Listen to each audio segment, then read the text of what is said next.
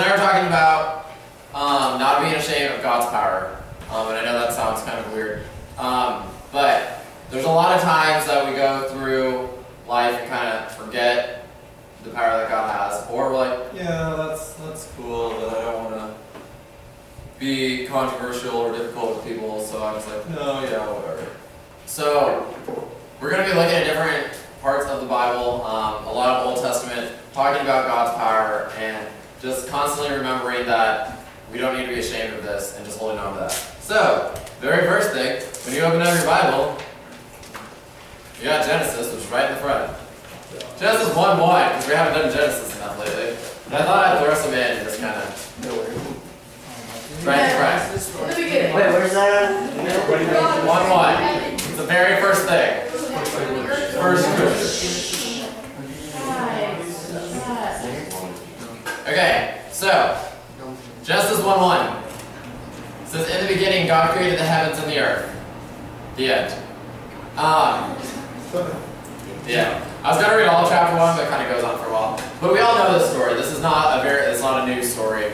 Even if you've only been in church a few times in your life, this is probably one of those stories you've probably heard because it's very easy. It's like, let's make a chart of what God did for us on day 1. And they're like, let's take little pictures. Here's the Oh, yeah. Day 2, there's some other stuff.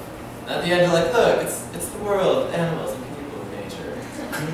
And that's a good little kid Sunday school class right there. And if you ever need to teach Sunday school for little kids, there's your lesson.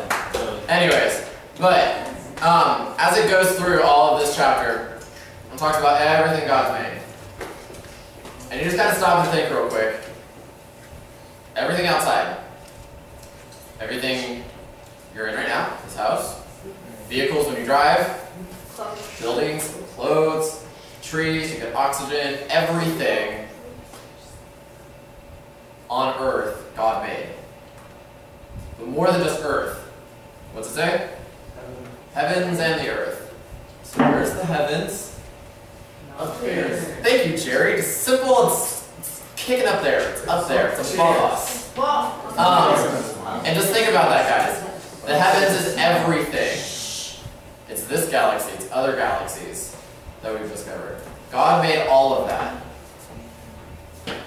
One day. That's amazing. That is pretty awesome. That is super awesome. Because I think about like what I make in one day, and it's like, I taped a stick to this paper. Awesome. But the thing is, like, because you said that, Jerry, and you said technically it's this, because we don't know what God's time is. We don't know if God's time is the same as our time. It's like, you know how the Narnia books, it's God's time. But God has his own time, and we don't know what that is. But regardless, God made everything. And I don't know if you guys ever think about that when you walk outside, and you're like, look, there's a tree. Or you trip over a sidewalk that's not there because it's been unleveled, or whatever. Like little things that bother you, when you trip over something, you're like, I tripped over this tree trunk because it's not on the ground anymore. But you're like, God made that. God made everything. And how often do we just walk by and not see that as being awesome? Like the power that is. Like God created animals. He created vegetation, water, and land, and people. And we'll get into some of that later in this message, but everything that you ever encounter, God made. And you're like, no, some person in a factory made this. Okay, well, where did those people come from? Where did those ideas come from? Every little thing that's ever existed and ever will exist, God made. And that's just a really big picture that I think we forget a lot, most of the time. We take for granted the stuff we have. We're like, yeah, I bought this car, and I paid for this car, and that's cool, it's my car now. But you don't think about all the process that went into making that car. And even so, like, thinking back in the day when we didn't have cars, like the first person who ever thought was like, wow, these horses are really slow, there's got to be something faster than this. And then just started going down that road. They had horses back in the day. Yeah, they did. They had it down. Anyway, y'all get it. There was old transportation. But the other thing it says in Genesis is that at the end of every time, let me find it. I'm not gonna be able to. I'm thinking about it now.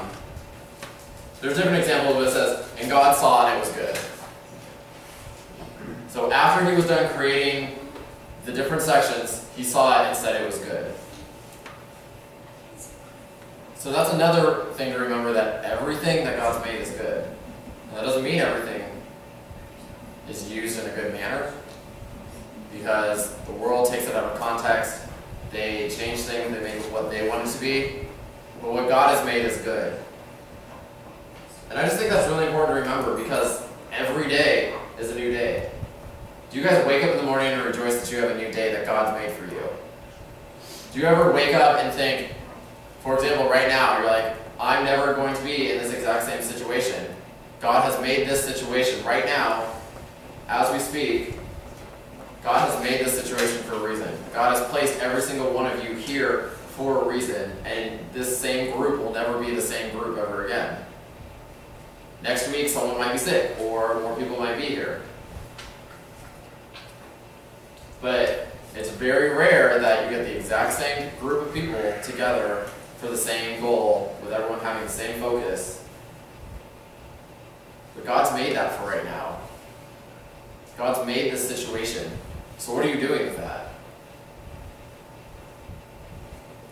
Are you like, okay, well, I'm just at church, that's cool, check that off my list for the week, and I'm good to go, school tomorrow.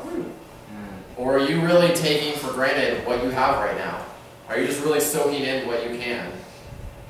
Knowing that, okay, I'm here for a reason. God, what are you trying to show me right now? Through your power, through your almighty power that you have, what are you trying to show me? Or is it just another experience for you to check off your list? The next one, Psalm 139. A lot of you may know this, but I'm not really sure. We'll know this one. And guess what? We're reading the whole thing, so at the end of this, you all know this.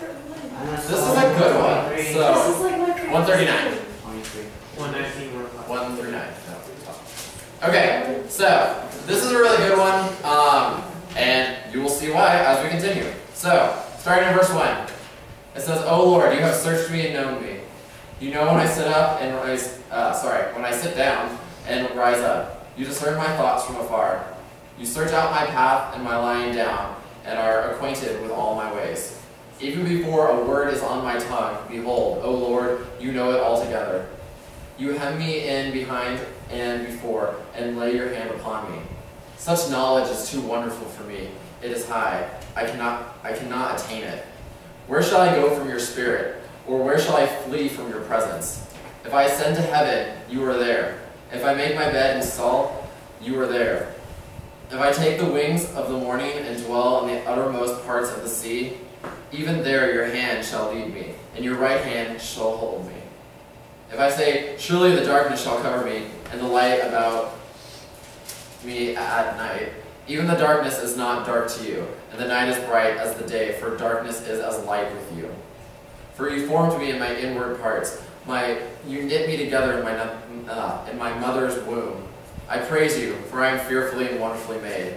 Wonderful are your works. My soul knows it very well. My frame was not hidden from you when I was being made in secret, intricately woven in the depths of the earth.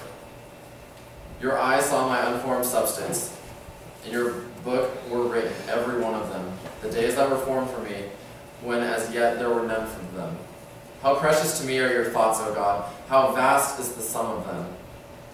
If I would count them, there are none more. They are more than the sand. I wake, I am still with you. Oh, that you would slay the wicked, O God! O men of blood, depart from me. They speak against me. They speak against you with malice intent. Your enemies take your name in vain. Do I not hate those who hate you, O Lord? And do I not loathe those who rise up against you? I hate them with complete hatred. I count them my enemies. Search me, O God, and know my heart. Try me and know my thoughts, and see if there are any grievous ways in me, and lead me in the way everlasting." Woe indeed. That's always my favorite. Just think about that, guys. in just the beginning, you know when I sit down. I keep saying sit up. You know when I sit down and rise up. So every single move that you guys are making right now, God already knows what you're about to do. God already knew that Ivan was going to brush that beard off during the shoulder. Yep, throw that in there for you. Like, God knows exactly what you guys are doing. God already knows before you say something what you're going to say. So that should scare you, because what are you saying? Are you glorifying God with what you're saying? Or are you just becoming the ways of the world, like, whatever, I'm going to do what I want? God already knows that. God has the power. He knew you before you were born. Nobody knows you before you were born. He knew you before you were in your mom's womb. Oh. He knew. He knows. So, guys, where can you go from him that he is not with you? Nowhere. So why do we run? Why do we try to run? Why did Adam and Eve think they could hide behind the bush? Like, oh, if I hide behind this bush, God won't see me. Because we're human. Yeah, that didn't work out too well for them. Literally. Why did Jonah just be like, I'm just going to run and run, and God's not going to catch me, and I'm not going to do what he wants me to? Oh, whale! That happens. So there's multiple examples from the Bible of people just running, and like, if I run, God won't find me. If I run, stuff's not going to happen. And as we clearly see, that never works out. Because God's power is bigger than all of ours. You can go to Antarctica, he's going to be there. You can go to any continent on this world, he's going to be there. You can go to space, he's going to be there. You can go to Mars. It doesn't really matter where you are. God's going to be there. And he's going to know what you're doing, and he's going to know your thoughts that are going on. So why do we not become excited about that? Why are we not overly joyed that we have someone that knows us better than we know ourselves? Because we were afraid. I'm actually going to get to, so good job on that. Foreshadowing. Gold star for Jordan. But think about that, guys. There's so many times when it's like, it's God. We don't stand up for our faith. But if you look in the Old Testament, read some of those stories that aren't super happy, people who didn't stand for God usually ended in bad. And I'll let you go explore the Old Testament on your own, because I really encourage you guys, especially as youth, and I know when I was a youth, I was just like, New Testament makes sense, everything, yes, I'll just read that. Old Testament, that's confusing. Which is true. There's a lot of history stuff in Old Testament that can be really confusing. But there's a lot of knowledge. And I know, boys, like history classes that you have at school, they teach you history so you can learn from the past. Some people don't like history. I'm not a history person myself. I'm just bored with it. But Old Testament is our biblical history. It's what happened in the past and got us to where we are now. It's how the New Testament came to be.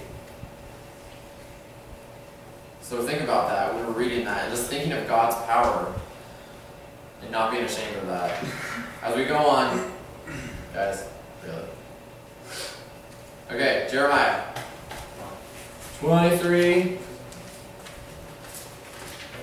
23. It's after Proverbs. So I'll put it up. Go in there. Okay, Jeremiah 23, 23, and 24. It says, Am I a God at hand, declares the Lord, and not a God far away? Can a man hide himself in secret places so that I cannot see him, declares the Lord? Do I not fill heaven and earth, declares the Lord? And that's just a little section of that, and it's just reiterating parts of Psalm 139. That, am I not everywhere? Do you not see the power in that God is in heaven, he is on earth, he is everywhere. He knows exactly what you guys are doing. And he still loves you. And I think sometimes that can be the bigger question for us. well, here's my laundry list of things I've done that I actually want to admit to. Times that by 10, that's all the stuff I've actually done that I don't really want to tell people about.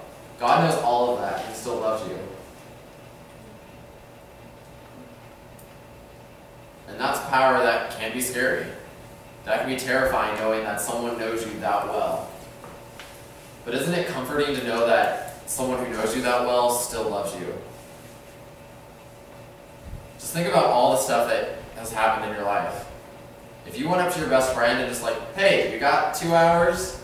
And you just dump everything. You just talk straight for 2 hours and dump everything you've ever dealt with on them. They'd probably look at you a little differently. God doesn't. God has that power, and if he chose to, he could be like, well, I can't talk to you people ever again, because that's some shady stuff right there. But he doesn't. He looks at you, and he knows your heart, and he knows your ways, and he still loves you. And that's power that you shouldn't be afraid of. But going to Proverbs 1:7, it says, the fear of the Lord is the beginning of knowledge. Fools despise wisdom and instruction. And that's why you do need to fear the Lord. And that's going back to the history stuff and just knowing what the Old Testament says and stuff that's happened in the past. Because the fear of the Lord brings knowledge. If you want to know more about God, if you want to know more about where he wants you in life, if you're looking for answers and just seeking for answers, and you're not fearing God, if you're not afraid of the fact that if he wanted to, he could strike you dead right now, because that's what he can do. But he doesn't. If that's not his plan for you, you're going to keep going. You're going to have more days to live. But that's a fear we should keep in mind all the time, because that's the power he has. And thinking about, he can come back at any time too. Nobody knows when Jesus is coming back. Nobody knows the day or the hour or the time that it's going to happen. But he will be coming back for his children. That could be in 5 hours. That could be in 50 years. Think of that power. That he can just arrive. And your life as you know it will change. It will no longer be this earth. It will be a new heaven and a new earth. And I have no idea what that looks like. None of us can fathom what that's going to look like. But he has that power.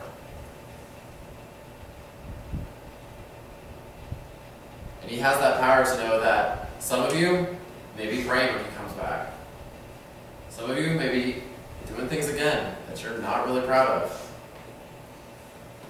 But if you've called Christ into your life, he knows where your heart is. He searches you every day. Now, does that mean you just go like, okay, well, I'm just going to go live like trash because I gave my life to Christ, but God's like, it's okay, I forgive you. No. Because we're called to be like Christ. And we're called to strive to be perfect. But there's no way that any of us can be perfect. We're all going to slip up. We're all going to have our days that it's just not working. We're going to have our times where like, life is hard and I just fell into temptation. And that's not really a good excuse, but that's what happened. And that's what happened. God can see past that because he knows where your heart is. So remember that. We need to fear God because he has power that can control all of us. But through fear comes knowledge. And that knowledge gives you the perception of look at God's power, look at what he's done. If any of you ever take a day in your life for granted, think about that. Just like, look what God's blessed me with. God knew me before I was even born. God knew what I was going to do. God knew what I was going to struggle with. But he still said, my arms are open for you, child. Just come. And sometimes we get lost in that because society wraps us up in the lies that it wants to tell us. But don't lose sight of his power that he has. It's really a power that you guys can't fathom. I can't even fathom all the power that he has. Just knowing that in one day, whether that's 24 hours or God time, whatever that is, that he made the heavens and the earth. That's some pretty big power. And just keeping all of these in mind, that you can't hide from him. He's always with you, and he's not giving up on you guys. And I know that's hard. You guys have so many different things going on in your lives. You have family stuff going on. You have personal things going on. You've got friends that you're worried about, like Jenna with Noah and Ashlia, that mentioned on their prayer request, that you're just constantly praying for them. There's just stuff, it's heavy stuff. And like, I don't know how some of this stuff's going to get fixed.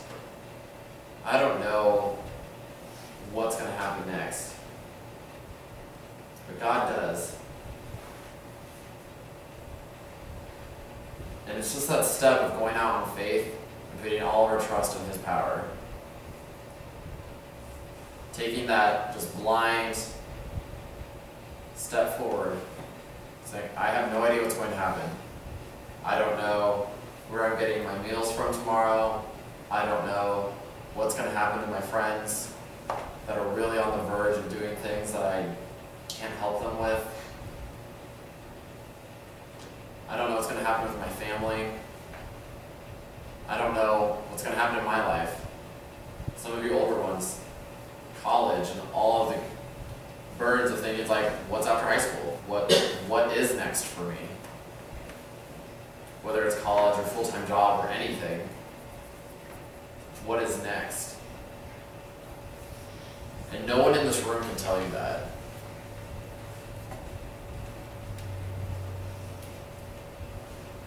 But going back to these passages, God already knows everything. He has the power to look at all of you with love and just openness and saying, if you will come to me, if you will just spend time and be still, like we've talked about before, be still and spend that time with me, I have the power to give you the answers you need, the answers you're looking for. And he may give it to you right away. He may wait a couple months, because it's God's timing of things. But we need to not be ashamed of that power and not take it for granted. Life's short, and there's people in this room that can attest to that. That things happen, and you're not always expecting them to happen the way they do. But God has a plan for each one of you. Because he has the power to control and get you guys where you need to go. But all he's ever asking is, talk to me. I know everything about you. I know what you're dealing with. Just talk to me and spend time with me and share with me what is going on in your life. And that's our hardest part, is breaking down that wall and saying, I know I'm weak. And not being afraid to be weak, especially in front of our God, because he already knows how weak we are. So as we go this week, I challenge you guys to look around as you walk.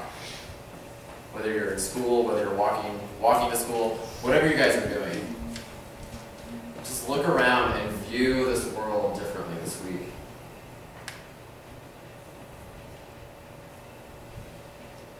Just the glory that God made for each of you and the power behind that. And if you put that much effort and energy into a tree, what makes you think he didn't put even more and is putting even more into your lives? Let's pray this.